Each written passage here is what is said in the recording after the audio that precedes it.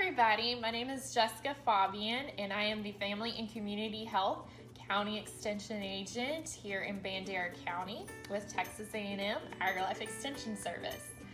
Today I'm doing a recipe demo on ice cream in a bag.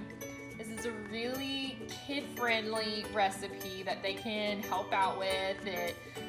They'll have fun with it for sure.